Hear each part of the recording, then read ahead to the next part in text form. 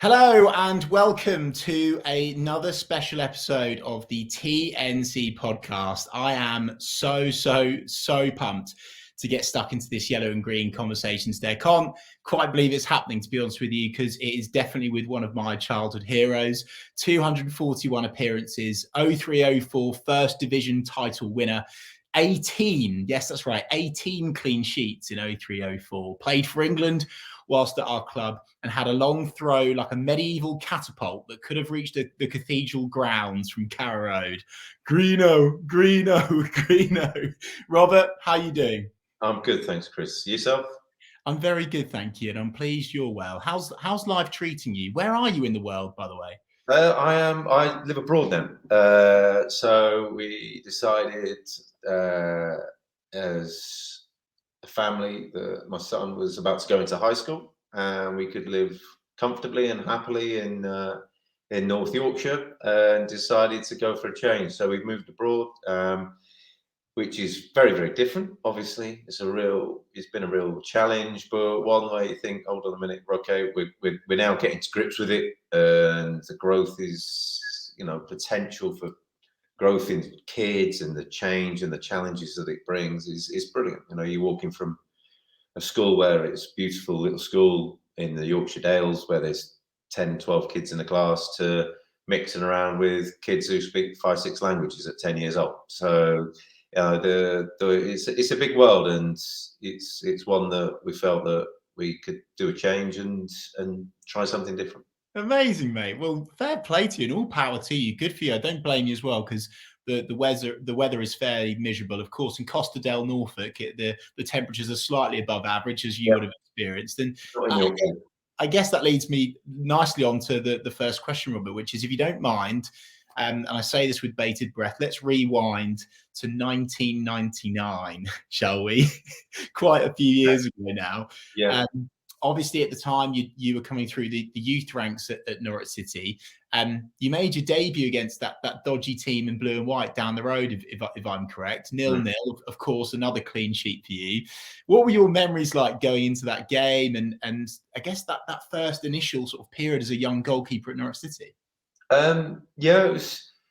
It felt like a long time coming for me. Although it was sort of still as a teenager that I joined the club actually in 19, I think it was 1992 or 93. It must have been a little bit after, because it was soon after, pretty much when they beat Bayern Munich in the UEFA Cup was when I joined the club. Norwich were interested in me. Colin Watson, Gordon Bennett would make a lot of effort to come down to Woking, where I lived, and see my parents. They were very keen to meet my mum, because as a child you always grow taller than your mum. Apparently, was the rule. So they met my mum, who was very tall. They were very pleased. They sort of said, "Right, you've got a job, you've got a future here."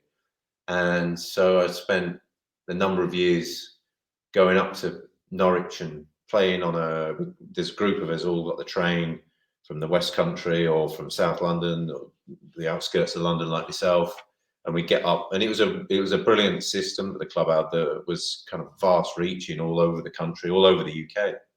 So I was a part of that.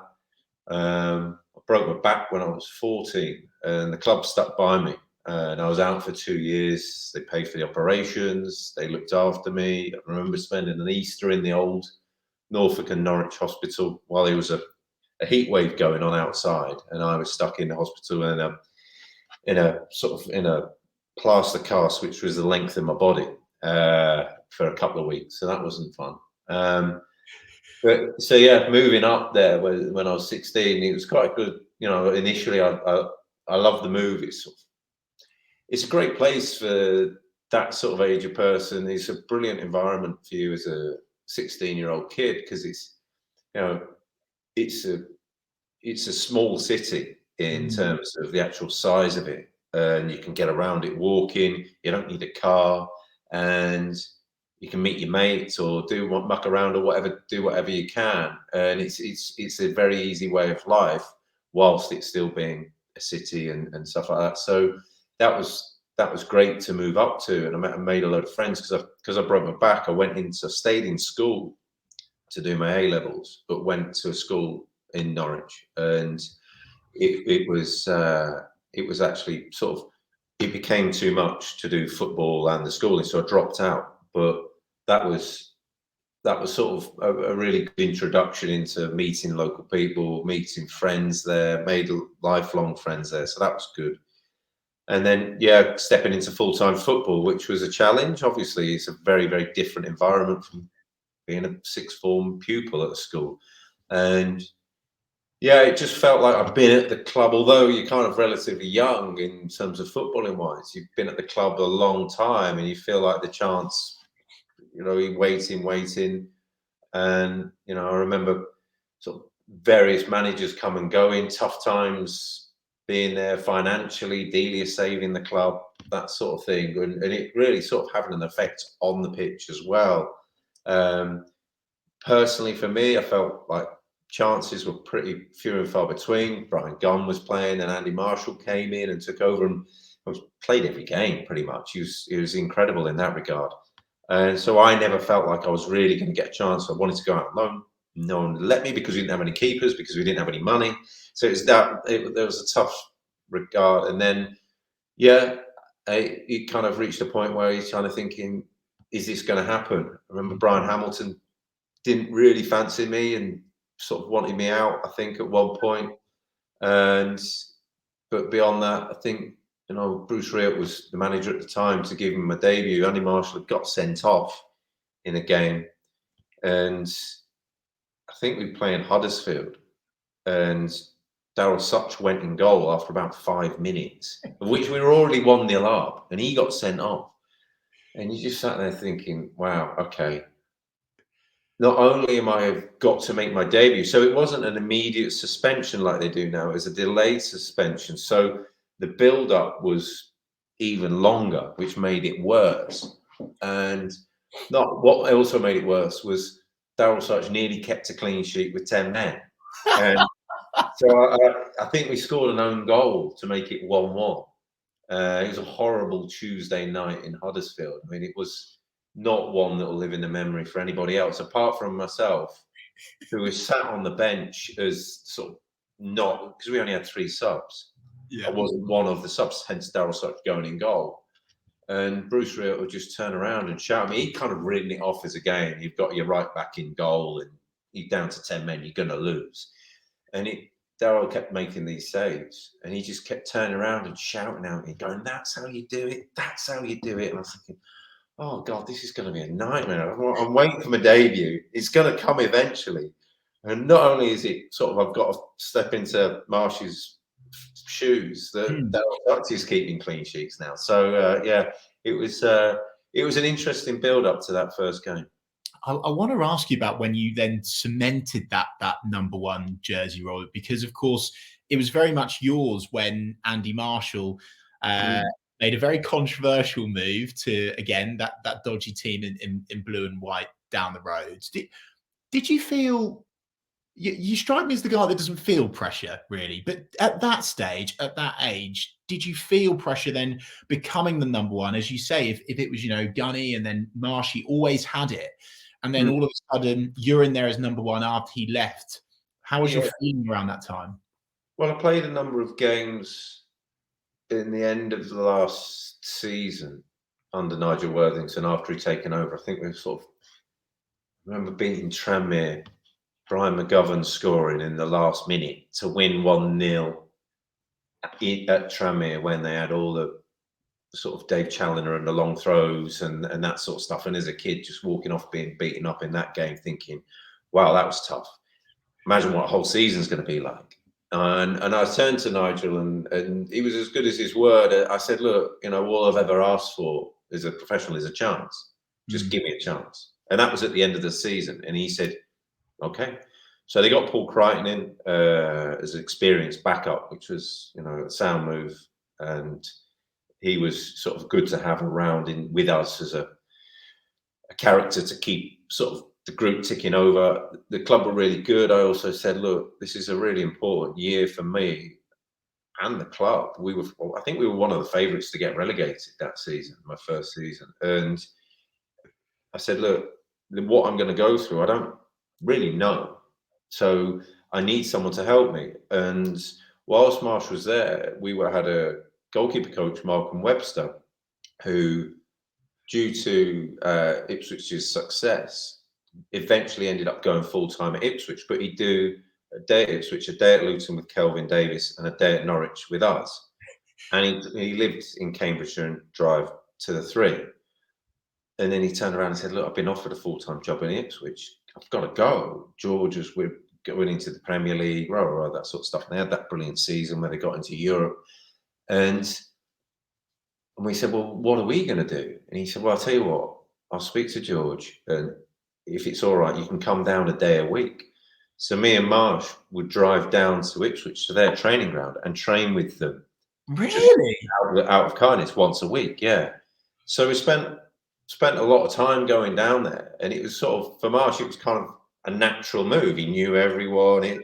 There's obviously the controversy about the rivals and obviously like that, and to which I always point out they are 45 miles apart. It's kind of it's one that, but the intensity is obviously still there. But it was a natural move for him. I didn't want to do that drive once a week for a goalkeeper coach where they might not be there, they might have an away game, it's tough to work out. So I said, look, can we just get someone in full time for me to help me? And the club said, yeah, okay, we'll find someone. One of Malcolm's assistants, James Holman, came in as a goalkeeper coach, and he was a brilliant help for me, sort of a proper confidant, someone to lean on and just to protect me in some respects. He'd go into meetings about the corner and they'd have long chats about it because, essentially it was still a kid going into it.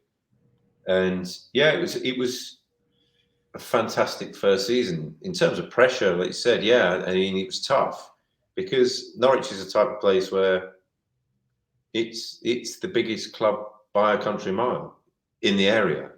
You might get the odd person who supports a Liverpool, a Manchester United, a Messi fan or a Ronaldo fan or whatever it might be, but you're a Norwich fan and everyone's a Norwich fan. So you live in the area and all you know is people know that it's Norwich and that's it. So it was there, the pressure was there. I used to sort of, you feel sick before games, you'd be winning at half time. I think we went on a fantastic run at home at the start of the season. You're thinking, Christ, we're winning at half time again. And it's just sort of the nervousness. And you're thinking, I'm going to be sick here. So you go off and be sick and go, right, okay, go for the second half. And you go out for the second half and play.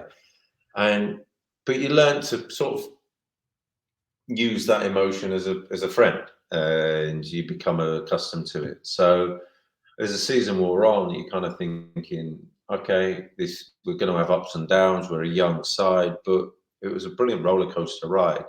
I think the difficult time was sort of at the end, sort of partway through that first season. I played 20 odd games and I was just absolutely spent. I didn't know it at the time, but I was just physically, mentally spent. I think we played Chelsea in the FA Cup, and we got pumped, and I didn't have a great game. And I walked off the pitch and I took my shirt off and I had scored one of the goals there. I had stud marks from my neck all the way down to my stomach from, I think it was Frank Lampard following in one of the shots that I'd saved. And I didn't even know. I was that tight. I didn't even know it had happened to me. And I was just there covered in blood and it's just it. And I just sat there and just went, Christ, what, and to be fair to Nigel and Doug Livermore, they turned around and went, look, you need a break. Wow. And he just, and I think that was one of the best things. Christ went in and played a few games and it just gave me a few weeks just to have a step back. And I think that was probably that season a really good thing to have happened, because if he wasn't there and they didn't have that ability to see that and had just carried on going, it would have only gone one way. That's absolutely fascinating stuff, Robert. And we spoke there about Marshy. We're lucky enough on this podcast to be in contact with a few people, and when we officially book in a guest, we reach out to their former teammates and we say, have you got anything on them? We've got two today, and we'll kick off with this man. What does Andy Marshall say about Robert Green? Good morning to you all. Well, I say it's morning where I am in East London at Millwall Football Club training ground. Obviously want to speak about Robert Green, my old compadre down at Norwich, and just want to maybe send a couple of messages regarding him and the times that we had together. A phenomenal goalkeeper who's had a phenomenal career in the top end of the Premier League, international. It speaks volumes about the guy. From a young age, at the age of 14, I remember Greeny going away with him. I was an 18, 19-year-old, and he was 14 years old, and I went away as the goalkeeping coach. I'm a professional, and I remember going away, and we went across to Holland and spent a week with him, and it was the first time I actually got to know Rob and know what he was all about, and see the type of character and see the potential that this young man could become. And without a doubt, he fulfilled it and surpassed it. And it's credit to the guy, because you know, the times that we had at Norwich, we worked really hard together. We built up a good relationship.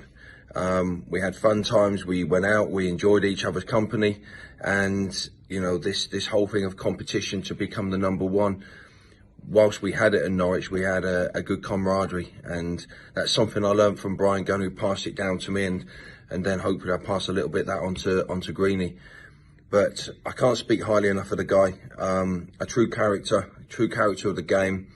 I remember a story one time up at Blackpool. We're playing Blackpool away, and we're not playing till the evening, and we decide to go to the Pleasure Beach there at Blackpool. Is it the Pleasure Beach? I forget what it's called.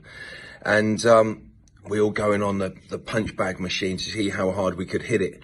And Greeny's literally hit it as hard as he could and got the lowest score, like embarrassing, like horrendous score.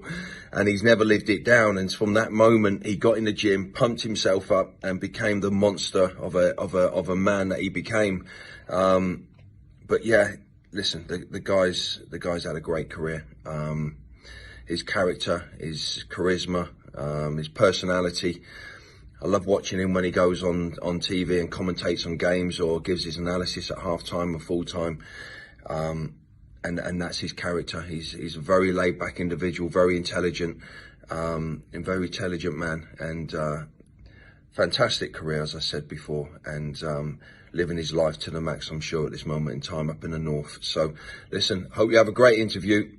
Loads of stories to tell. I'm sure, like most of the lads, the stories that I have, I can't put on because I think they're a little bit too close to home. More for me, probably, than him. Anyway, listen, good luck. Have a great interview. And Greeny, I'll see you soon, pal. Bye-bye. Mr. Andy Marshall, what's your reaction to that, Greeno? What a relief. One down, one to go. Yeah, no, I think it could have been, there could have been a lot worse in there. It's very kind. Don't take compliments very well. And no, he was, well, I'll speak more about him later, I think, but it's, he's right. I think that you have a close-knit group. I think that, we talked about there, traveling to Ipswich and back all the time. I think learning off Gunny and him, you learn, how to do things right. How, it was tough, physically demanding, mentally demanding, and it put me in good stead for the rest of my career. And that's kind of really where it grew from. And he talked about that, but he has to take the credit as well, along with others. He talked about James Holman, he talked about other people, but it's what you absorb. You're a kid, you take it in. It's like a sponge. So I think that as much as he praises me, that it's kind of off the back of him that you're kind of learning. And it's a fantastic role model.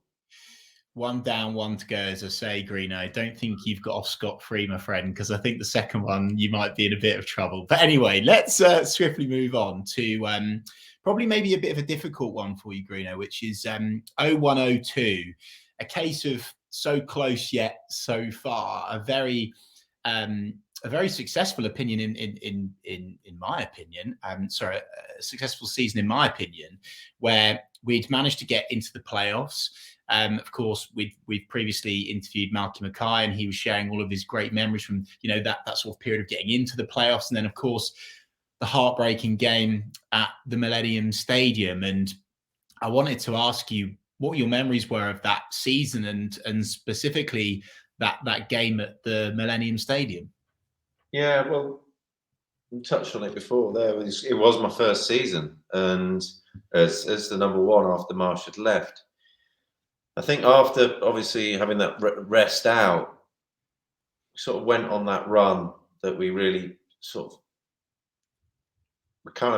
well, it was almost it was goal difference, wasn't it? That we snuck into the playoffs. It was by one goal. And I remember speaking to Paul Gascoigne later on, a few years later, and he was playing for Burnley at the time, and said Magnus Hedman had pulled one out the top corner from him from a free kick, that if that had gone in, then they would have been into the playoffs.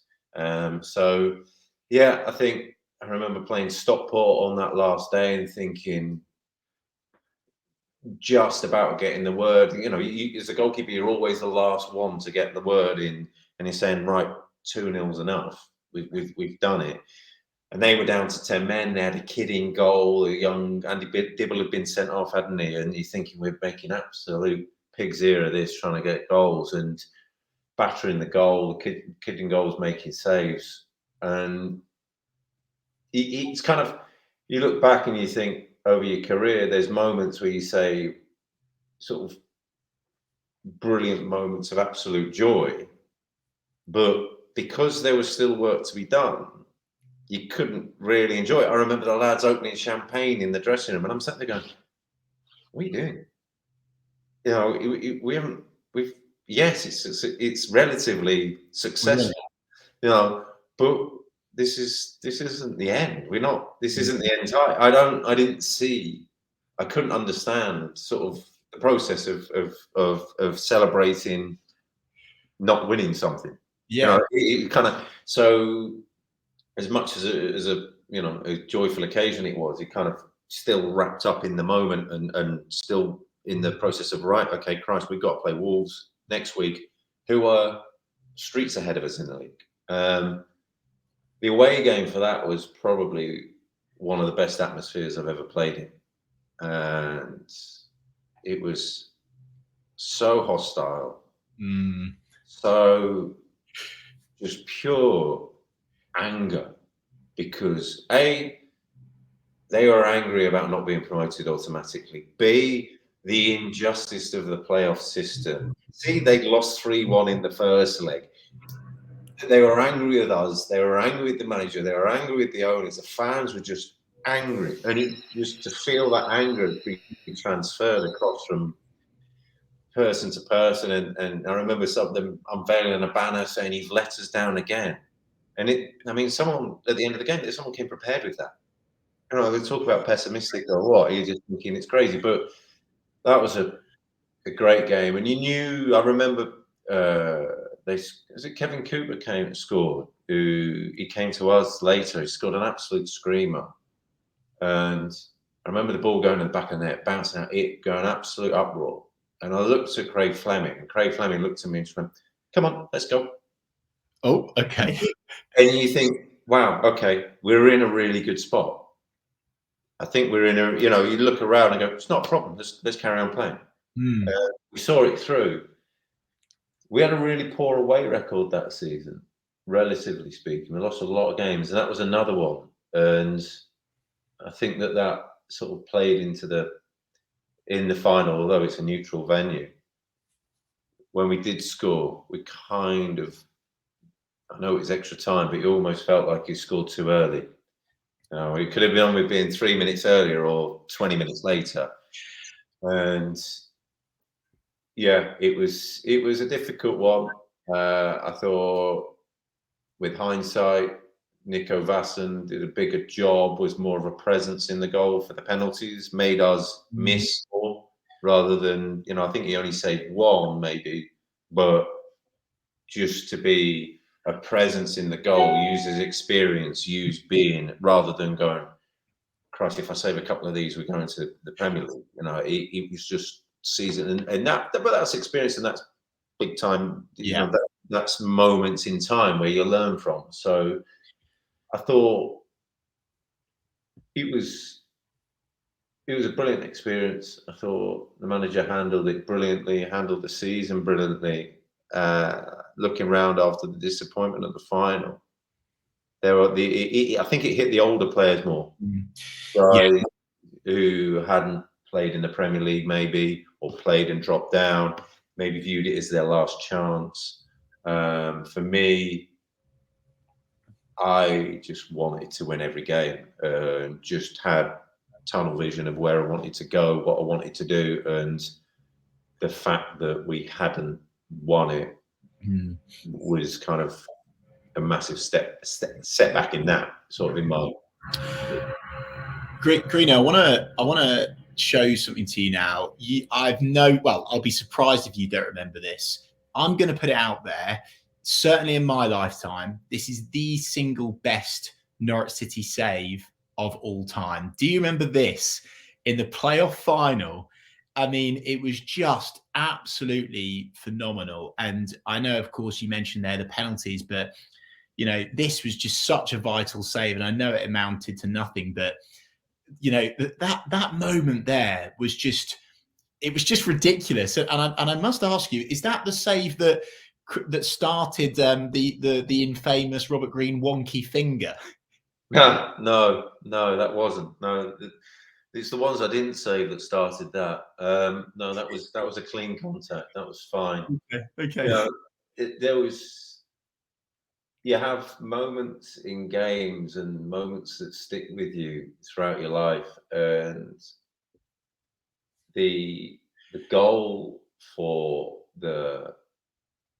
in extra time that Jeff Horsfield scored, I had a fraction of a second running across the goal to make a decision of, do I do what I did there and stand up and try and be big, or do I go and dive? And I thought, it's just a bit further. I've just got to dive.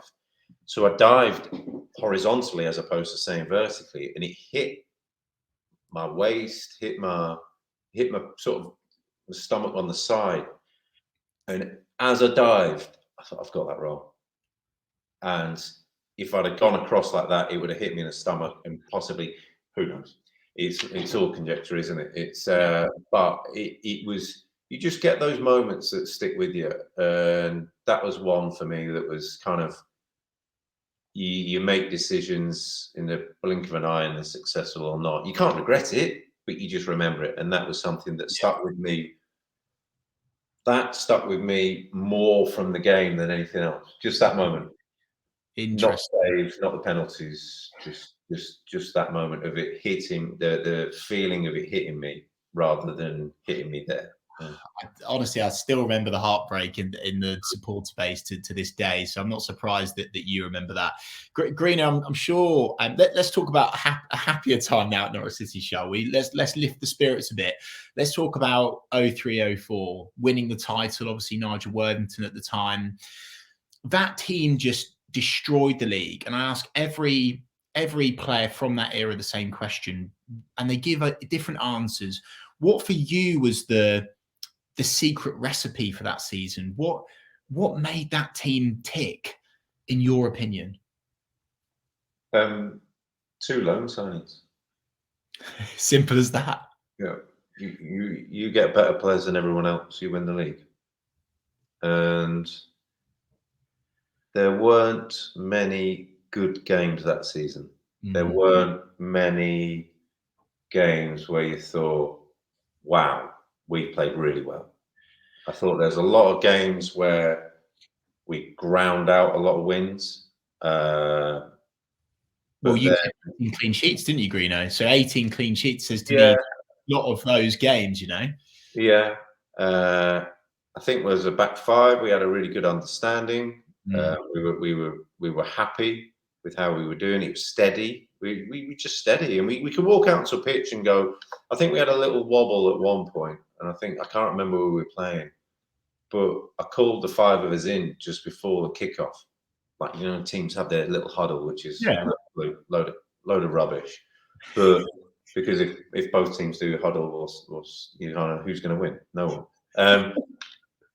But I just wanted to emphasise with us and say, look, I think we've gone 3 games without a clean sheet. 4. I said, today, doesn't matter what happens, we keep a clean sheet.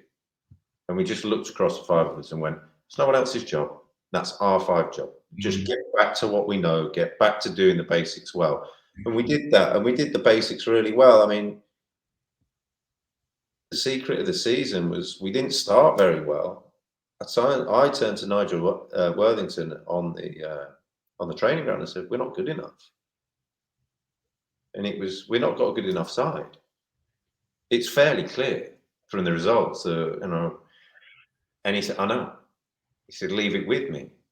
And it was a masterstroke from him to spend the whole budget on 2 players on loan. Yeah. He got us into, he's a great game of poker. He got us into a position where he turned to the board and went, well, this is yours to lose now. Wow. And that's essentially what he did. Yeah. He said, well, backers, you know. And there was that Willie Wontier time with Hucks. Crouchy obviously went on elsewhere, but then to get Matt Svensson again, who was just playing at a higher level, you know, really good player for that, to come drop down and go bang, yeah, okay. And Leon obviously, but that was all off the back of the manager getting the board in the corner, like completely boxed them into the corner, and they were left with nowhere to go really, because if we beat, I think it was Forest, was it on Boxing Day or something like that? I can't remember. And I think, I can't remember who scored, but Ian Henderson provided the cross or provided the goal. I can't remember, but it was a brilliant moment for him. But you knew that if he was going to have to play every week, yeah, it was not as good as having Darren Huckabee on the pitch. Yeah. You know, that's nothing against Hendo. It's nothing against anybody. It's just the way football works. You get better players, you get better results, and it was a masterstroke from the manager to do that, to get Crouchy, to get Hucks, get the ball to them, and they'll do something. Greeno, let's talk. You know, we've started to speak at length there about some of the players, and of course, prior to this podcast, you've sent in your best Norwich City 11 from your time at the club. And I remember you WhatsApping me beforehand. You went, "Cool, blimey, Reva, I'm not sure how I'm going to possibly create a team from all my years at the football club." So you must have spent some time going through this. So let's get this up on screen and start to go through this from back to front. I'm fascinated by some of your selections. Obviously, you've spoke about the excellence of Huckabee already. Obviously, Marshall as well. Maybe let's start with the back 4. I mean, you know, Kenton is a player that we don't often speak about on this podcast, for example. What's made you select him for your best 11? Well, he was a year older than me in the youth team, and we came up through obviously at a similar time, stayed in the same digs. And on his day, he could do stuff that, you know, no one else could in that side. And as right back goes, Mark Edworthy was one that was a brilliant, really sort of, you know, really steady guy. Just would be out on the pitch, and you know what you're getting. But Kent's had something extra. I don't think as a youngster he had the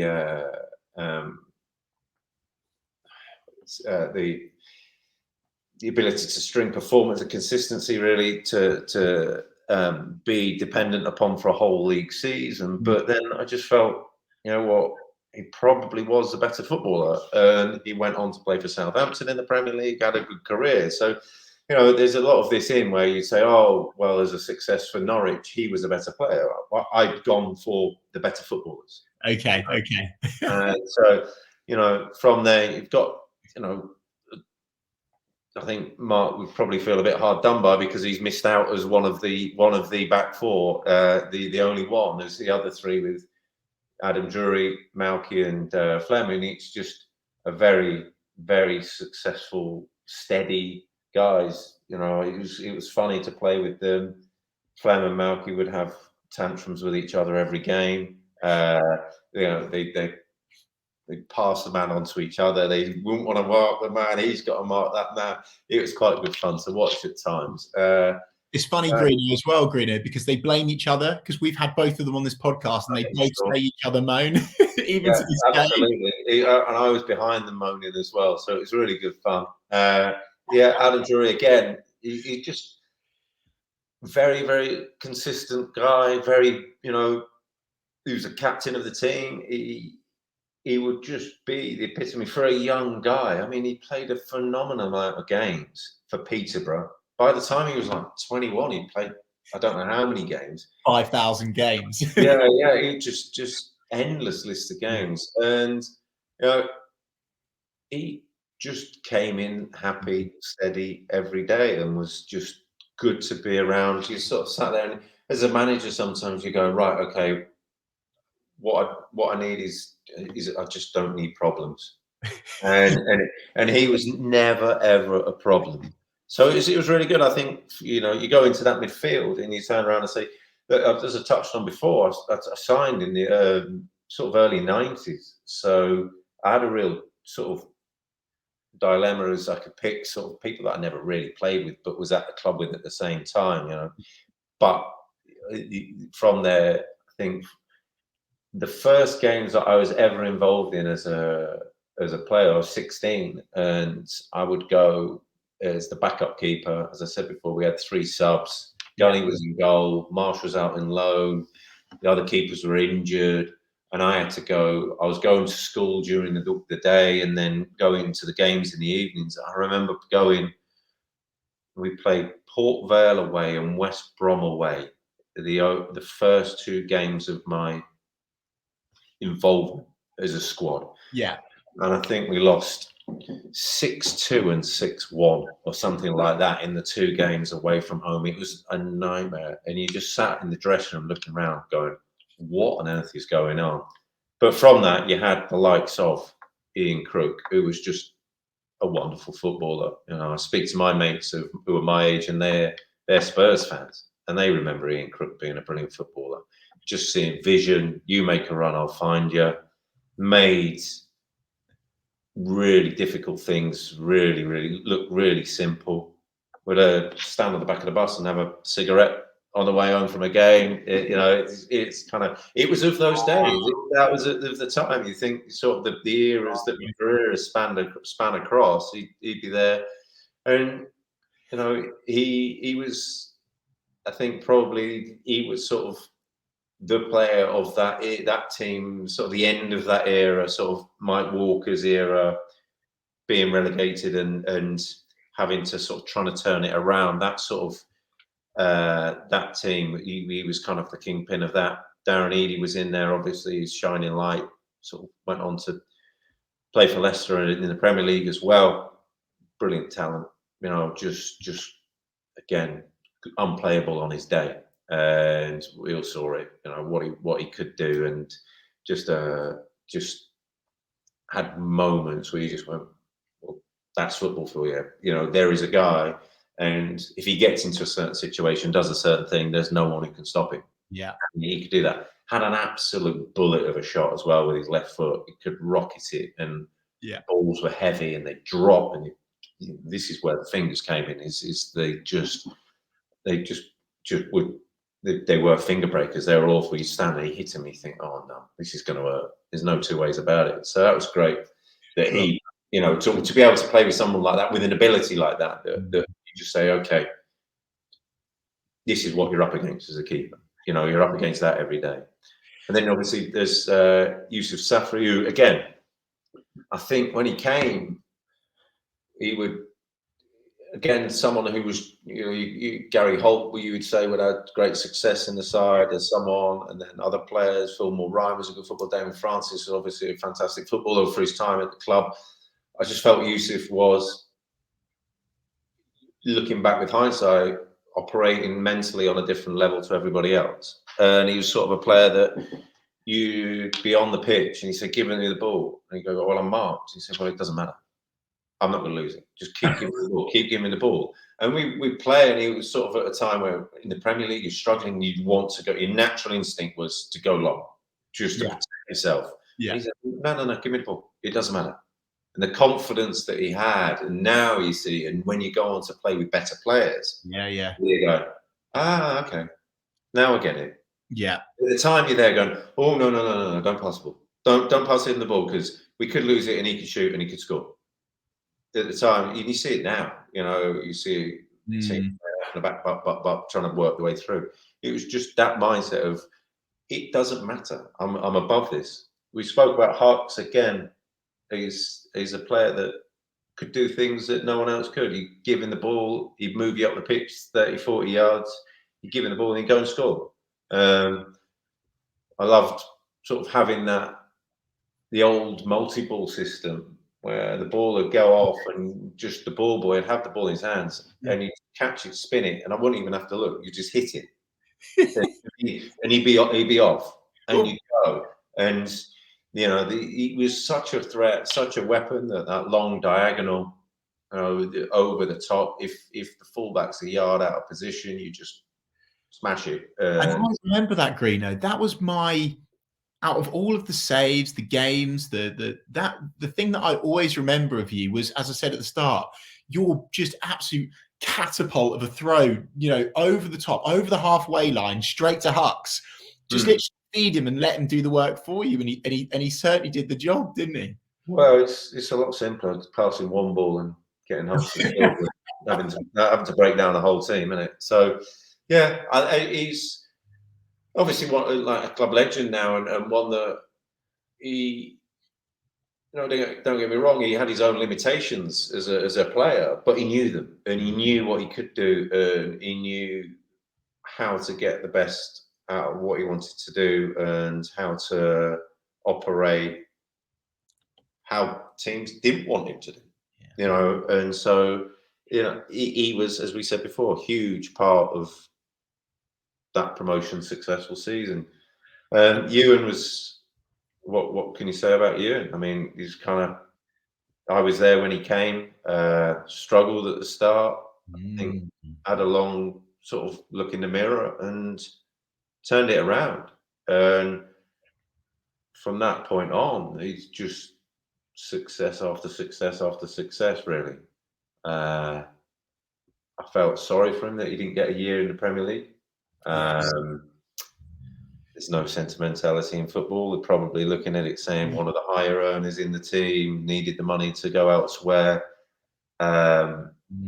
It would have been nice for him to have a stab, and especially after being such a integral part and such an important part of a successful side. He was brilliant to play with. He was kind of funny that, we said about hitting Hucks. He'd point to about 2.5, 3 yards over his left shoulder, and he'd stand down the left channel, and he said, "Just hit it there.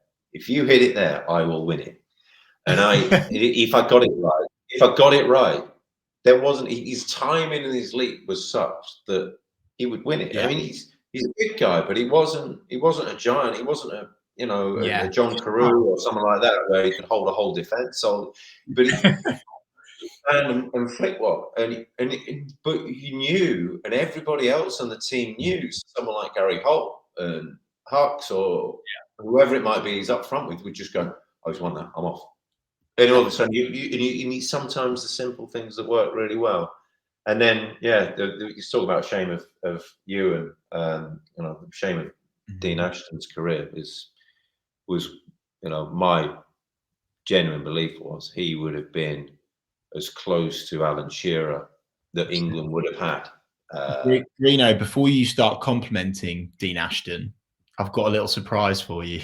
Well, I was Greeny, top man. We've always got on very well, mainly because I allow you to take the piss out of me all the time when we were playing. But great times at Norwich and at West Ham, which is surprising considering you are actually an intelligent footballer, which isn't allowed.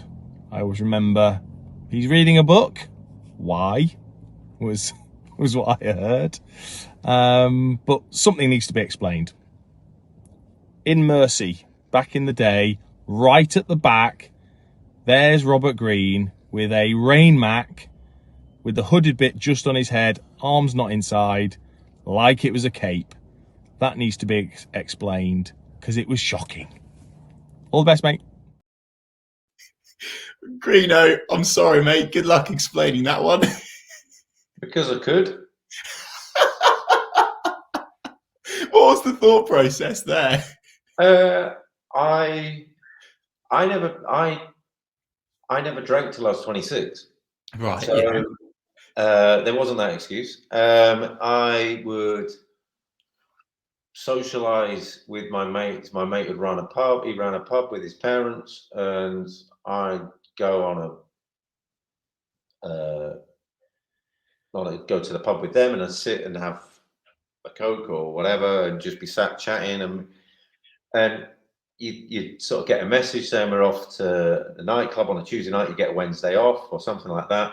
Yeah. And I thought, oh, this is the least inviting thing I'd ever want to do. And I'm sat there in Your coat ready to go. in my coat. I'd actually I'd go in shorts and flip flops, and I'd sit there and I'd have my anorak on. It was raining, and you turn around and you walk up to the door, and the bouncer would be there, and I'd go, oh, what's this turning up? And I'd have and I'd say, well, we'll go, and I'll come, but I'll only come because I can bring me mates, because we can carry on. And they're like, nice one, yeah, of course we can go in the nightclub with Rob or whatever and see the lads. Great. And he'd sit there and he'd go, well, and he'd walk up to the door and they'd see a bloke with an anorak on and shorts and flip flops, and you take it off, and it was like sort of one of those Jedi things where they sort of, but you take it off and they go, oh, all right, Rob, in you go. And it was kind of, just the way it was, and I was not bothered. You're not there to impress. I wasn't there to, I'd go with my mates and carry on where we were in the pub and carry on. I think, someone like Dean is with all these footballing attributes wasn't blessed elsewhere, and so would have to dress up in give it his all. So other people didn't have to do that. But he was wonderfully talented and down to earth guy. It was, again, I used to basically take the piss out of him all the time, mainly in training, because he had such a hard shot that you just do all you could to put him off. Right. And so what did you say? What were the things you were saying? We called him something about his lack of hair. And we just carried on. And we do it as a unit, a goalkeeping unit. So we had like Darren Ward, Paul Gallagher, Joe Lewis. There's 3 or 4 of us there. And at one point, he's brilliant. He went to shoot. We were training at the training ground. He went to shoot and he missed from close range from this cross. And as a group, it went off into the farmland or whatever is behind the training ground. And with this group, we started laughing and going, "Oh, unlucky Baldy." And he turned around and went, and I can't remember which one of these he turned to. It wasn't me. He went, "Never, ever call me that again." At which point, I think it was Paul Gallagher who turned around and went, "Yeah, sorry, Baldy." And it carried on. It carried on through to West Ham. He scored the winner against Blackburn at Ewood Park. We won 1-0. It was an awful game, Super Sunday or whatever, the last game of the weekend. Sky were fuming, it was such a bad game. We were fuming, it was such a bad game. We won, and he scored a tap-in from 6 yards and missed a tap-in to make it even easier. And the defence scrapped out a win. I made some saves, and they take 2 players in to get interviewed after the game. And it was me and Dean. I thought, oh, great. They've got the goal scorer and the man of the match, that sort of thing. So we stood there doing this, and they said, they turned to me at the end and went, "Rob, so Dean's won man of the match." And I was like, "What?" He said, "If you could hand him the bottle of champagne." I turned, looked at him and went, "Well done, Baldy." And And he didn't even flinch. He went, "Yeah, cheers, Rob." And we just walked off. And then he looked at his phone after the game, and he looked at me and went, "Oh, Rob, you can't believe you just did that." I was like, "What?" He said, "All my mates are now messaging." And he said, and he cut back to Andy Gray, and he went, Baldy's just won him the game." So from that point on, yeah, he was brilliantly talented and horribly cut short in his career, but great guy. See him around at games and stuff like that, and he's top boy. Greeno, I want to ask you, but we've brought up West Ham there, so it's a good segue. Of course, you left Norwich City for West Ham, reportedly £2 million. I remember listening to another interview that you did a few years back now about the fact that it was a long time coming, actually, and that you were very much, if it's fair to say, you were very much, ready to leave Norwich City. Was it? Would you say it was a bad breakup between you and Norwich City? I wouldn't say that. I'd say it was protracted. I think it was eventually the right club. I think there were a number of clubs coming prior. Portsmouth and Tottenham? Portsmouth, Tottenham, Everton. Oh, wow. Yeah. And the figures mentioned requested were obscene at the time. And it just was one that you're saying, "You're pricing me out of a move." Right. And personally, if you moved to Norwich when you were, as a player, 32 and you had wife and kids and you were settled, you think, what a place. If you moved there when you were 16, like I did, you think, what a place. It is a wonderful place. When you turn 26 and you've been there for 10 years and you're used to being, you remember being in London and the lifestyle that brings, not so much in, like I said, going to nightclubs wasn't that bothered about, not in that respect, but just the anonymity of being a West Ham player when you've got Tottenham around the corner, Arsenal around the corner, Chelsea on there, saying, you just you get on the tube and you stand there and go, like, there's 5 people on the tube more famous than me. It's and no one's bothering them either. You just get on with your day. And you live in Norwich and you're just like, you can't go out. Everyone knows who you are and you watch. And in that regard, it just became a bit much, long-term relationship end. That was something else. I thought, well, there's time to move on with something else. And it just felt like it was holding back my life in some regards, greater than football. And so it actually came, there was frustration of this way the seasons were going. I think we got relegated and we had a really poor season, relatively speaking, finishing sort of 8th or 9th, where we were favourites to go back up again.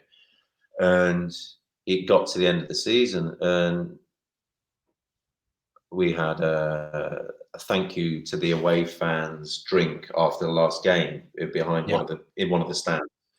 And my mum and dad, who came to every game, came and they would watch me throughout my career. And my dad turned around and said, "Oh, I've just got to go off." And he walked off and spoke to Nigel Worthington. And it was just a plea as a father to say, "Look, this is Rob's life as well. This isn't bargaining for the right money." Rob's been here since he was 12, 13 years old. Is more than half his life.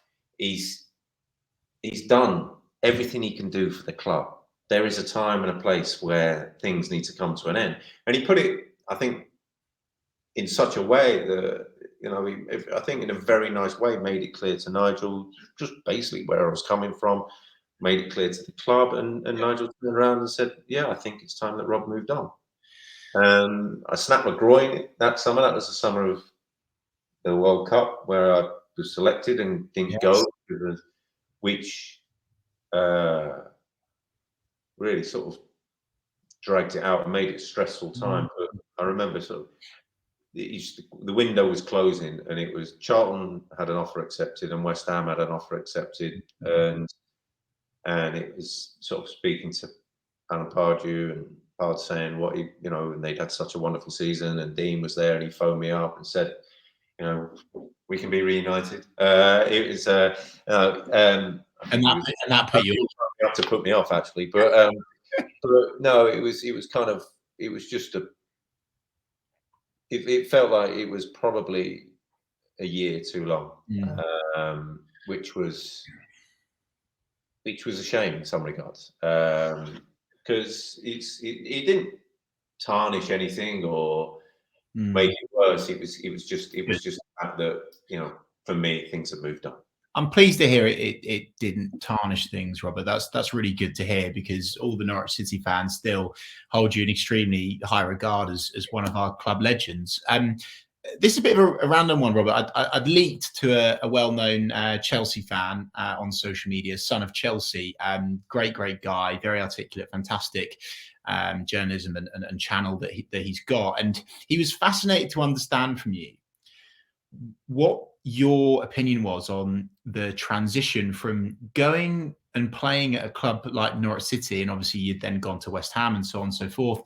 Eventually, fast forward many years, you're at Chelsea and you're lifting the Europa League trophy. What was the transition like for you in terms of culture and dealing with the expectation levels at Chelsea and dealing with the internal politics and perhaps, dare I say, the egos at Chelsea? What was that like for you? I think at Chelsea, the final year, I think it came completely out of the blue. I was on holiday and got a call, and I was contemplating retiring, and got a call saying, "Would you like to sign?" Short conversation, and it was actually the day before. I was having a chat with my wife, and said, so there's a number of clubs come in, and I thought, well, my life has always been about challenges, which was one of the problems at Norwich when I left, or before I left, was the challenge had gone. Which is quite a salient point, that you're looking at what do I do at Norwich after we got relegated, get promoted again? Yeah. Well, so if you're a challenge-based person and the challenge gone, then what's the point in doing it? So it's kind of in that regard. And so I said, look, there's one thing I've never done is being a team that's a top team. Now, I'm never going to play, unlikely, but just to experience it, to go along. I've done international football, I've done Premier League football, I've done Championship. I'm not professionally interested in League One, League Two. I just, that top end is something that I've been, and it was literally the next day a call came. Wow. So it was fantastic.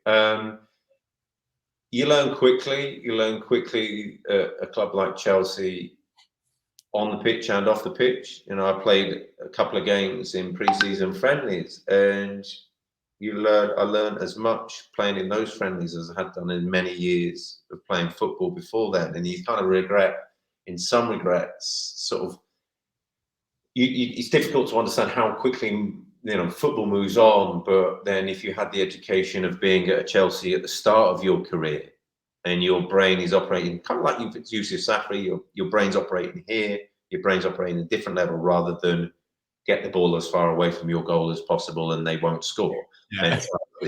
Then you kind of, your career may have panned out differently. But it was a brilliant experience. It's a tough one.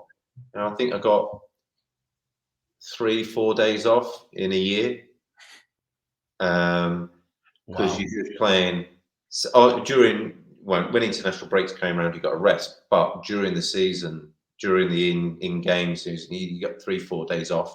That was it. You're just in every day, and I think you grow within the role that you're given, and you take on the responsibility that's not on the pitch. And how I was, explaining the lifting of the Europa League, the cup, and that was, explaining to guys that was going to retire, how I become off the pitch someone who could speak, which is a rarity. National is a born speaker, which is a first, which is really important.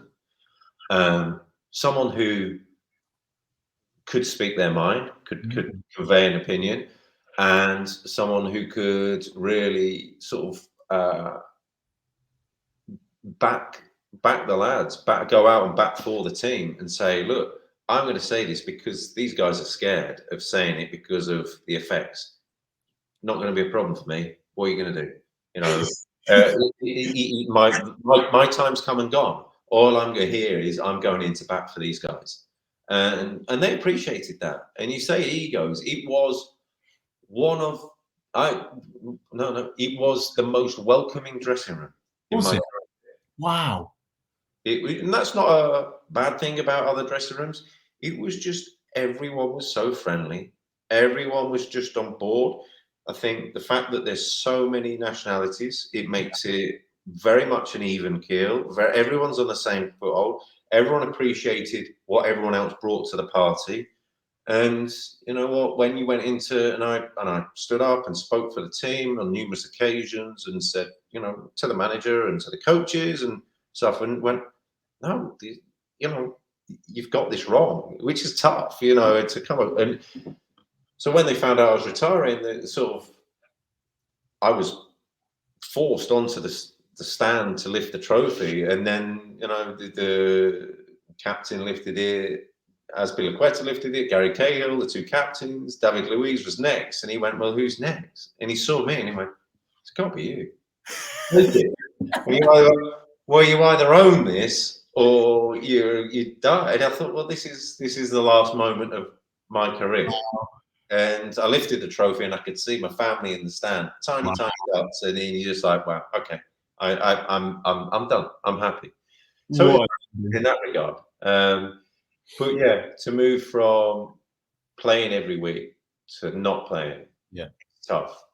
And eventually there's something inside that just sort of the flickers, sort of the embers start to die out a bit, and you realise that your role is different and it's a new challenge in a different way, and you've got to create that new challenge. Greeno, what's your message to the Norwich City fans that supported you, that drove up and down the country watching you in yellow and green, you know, since that 1999 period all the way up until you sadly departed to West Ham? What's your message to the Yellow Army that backed you over the years? It is an army. It's a brilliant following, and you never really understand what it takes to back a team like that. And you'd say that it was reciprocated. I don't think there was any moment in my time that I knew anyone on the team at any point who would not be there 100%. It's an honest bunch of lads that's always been there, that I've always ever known. And it's an honest group, and it's sort of per capita one of the best supported teams, you know, that you've seen. The fact that you can sell out in League One, the fact that you can sell out in the Championship, in the Premier League is wonderful. And it's just always been something that's been, you know, will be a part of my life, or a club that I grew up with, and there is nothing but warm feelings and thanks, really. And it was a fantastic time, and one that my parents spent as long as they did driving. Every game was an away game for them because they were coming. So it's kind of, you know, Crystal Palace was the closest game for them, or wherever it might have been. But yeah, it was a brilliant time of my life, and they were a huge part of it. Greeno, thank you so much for all of your stories, your anecdotes, your sharing your Norwich City memories with us today. I really appreciate your time. Pleasure, Chris. On the Ball City. Oh yeah, you're in early on the Ball City. I preempted it. I waited over an hour to say it. Get it. Thank you so much to everyone that's watching and listening around the world. Of course, if you enjoyed this episode with Mr. Wonky Finger, Greeno himself. Do give us a thumbs up on YouTube, a subscribe on Spotify, iTunes. Tweet us, Instagram us at TalkNorwichCity on social media, and we'll share all of your posts as a thanks for your support. Robert Green, it's been a pleasure. Thank you so much for everything you did in yellow and green. Thank you so much for your time. And as you said, on the ball, City. On the ball, City. Thank